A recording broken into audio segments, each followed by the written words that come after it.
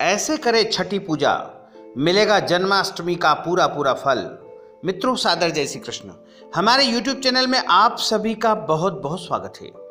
आज हम आपको बताने जा रहे हैं कि भगवान कृष्ण के जन्मोत्सव के बाद छठी पूजा कब करना चाहिए, इसका शुभ मुहूर्त क्या रहेगा और इसकी विधि क्या रहती है, ये सब कुछ हम आपको बताएंगे। हमारी इस वीडियो को आप अंत तक देखिएगा और अधिक से अधिक लोगों को शेयर भी करिएगा। भाद्रपद मास के कृष्ण पक्ष की अष्टमी तिथि को सभी लोग जन्माष्टमी मनाते हैं। जन्माष्टमी का जो महापर्व होता है वो भगवान श्री कृष्ण के प्रागट्य दिवस के रूप में मनाया जाता है। जन्माष्टमी के दिन भगवान कृष्ण जो है मथुरा में प्रकट हुए थे, तभी से जन्माष्टमी मनाने की परंपरा प्रारंभ हुई है। तो द्वापर युग से लेकर के आज तक सभी लोग जन्माष्टमी का महापर्व पूरे परिवार के साथ धूमधाम से मनाते हैं। कान्हा के जन्मोत्सव के ठीक 6 दिन के बाद में छठी पूजा का महोत्सव भी घरों में किया जाता है, और जो लोग नहीं करते हैं उनको भी छठी पूजा अवश्य करना चाहिए, क्योंकि यदि छठी पूजा नहीं करेंगे तो जन्माष्टमी का पूरा पूरा फल प्राप्त नहीं होगा। मथुरा वृंदावन में छठी पूजा महोत्सव बड़े ही धूमधाम से मनाया जाता है। छठी पूजा का अर्थ यह है कि भगवान के प्रागट्य दिवस के बाद 6 दिन के बाद छठवें दिन छठी पूजा का महोत्सव किया जाता है। ठीक छठे दिन, जैसे जिन्होंने 2 सितंबर को जन्माष्टमी का महापर्व मनाया, उनके लिए 7 सितंबर को छठी पूजा का महोत्सव रहेगा, और जिन्होंने 3 सितंबर को जन्माष्टमी का महापर्व मनाया था, उनके लिए 8 सितंबर छठी का कार्यक्रम संपन्न होगा। तो छठी पूजा सभी के लिए अनिवार्य रहती है, अनिवार्य रूप से सभी को करना चाहिए, क्योंकि भगवान ये नहीं कहते हैं कि थोड़ा करो या बहुत ज़्यादा करो। भगवान कहते हैं कि श्रद्धा से करो। श्रद्धा से जो भी भगवान के निमित्त करता है उसको पूरा पूरा फल प्राप्त होता है। छठी पूजा करने से जन्माष्टमी का पूरा पूरा फल प्राप्त होगा। और यदि आप छठी पूजा करना चाहते हैं तो सुबह जल्दी स्नान करें। स्नान करने के बाद लाला के लिए आपको भोग तैयार करना चाहिए। भोग में विशेष रूप से छठी पूजा के दिन कड़ी चावल का विशेष विधान है। कड़ी चावल का भगवान को भोग लगाया जाता है।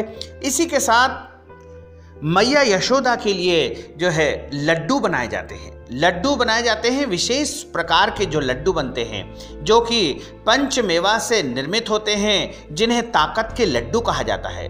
जब हमारी घर में हमारी माताएं या बहनें बालक को जन्म देती हैं, उसके बाद उनको जो गोंद से युक्त ताकत के लड्डू खिलाए जाते हैं, उन लड्डुओं को माता यशोदा के निमित्त चढ़ा करके उनको भोग लगाना चाहिए।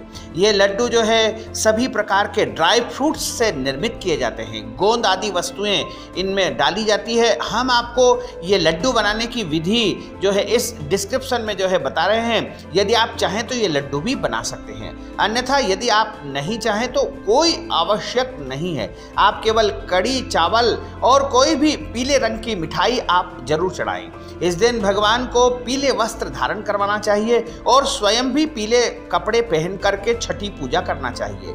छठी पूजा का जो समय रहेगा वो दोपहर को समय रहेगा। दोपहर का अर्थ होता है दोपहर 11 बजे से लेकर के 1 बजे के बीच में छठी पूजा का आयोजन करना चाहिए। सबसे पहले लाला को, कन्हैया को अच्छी प्रकार से जल और चंदन से स्नान करवाना चाहिए। उसके बाद उनको नए वस्त्र धारण करवाना चाहिए। और इसी के साथ यदि आपके घर में यशोदा माता की मूर्ति है या देवकी जी की मूर्ति है तो उनको भी आप स्नान करवाएं। दोनों को नए वस्त्र धारण करवाएं। पीले वस्त्र पहनाने का विधान होता है। इसके बाद उनकी विधिवत पूजा करें। चंदन, पीले पुष्प, पीले वस्त्र आदि चढ़ाएं।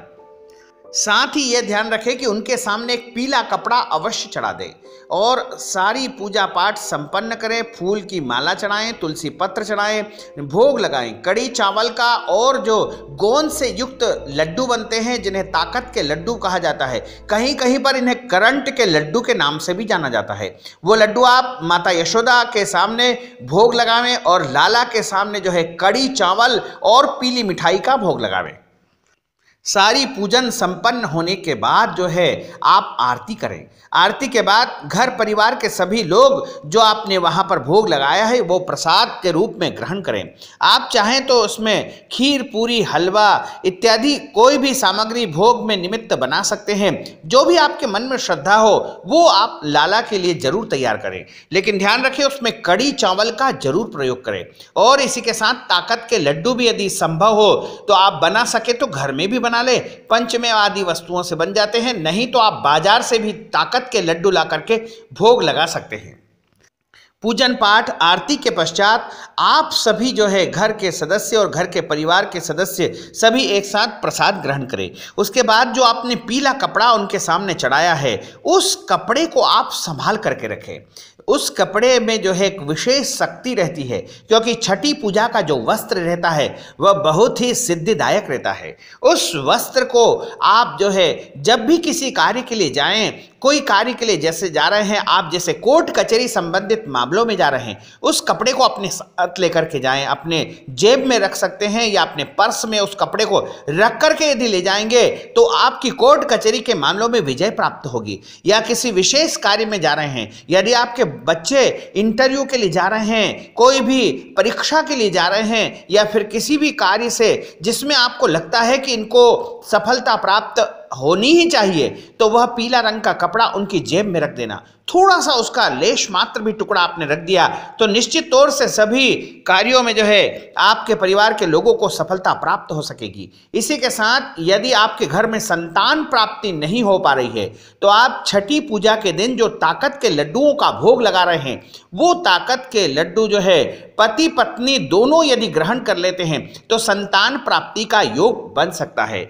उस दिन जो भी आपके मन में कामना हो वो भगवान गोपाल जी के सामने आप जरूर उच्चारण कर देना, तो निश्चित तौर से भगवान गोपाल कृष्ण आपकी मनोकामनाओं को पूर्ण करेंगे।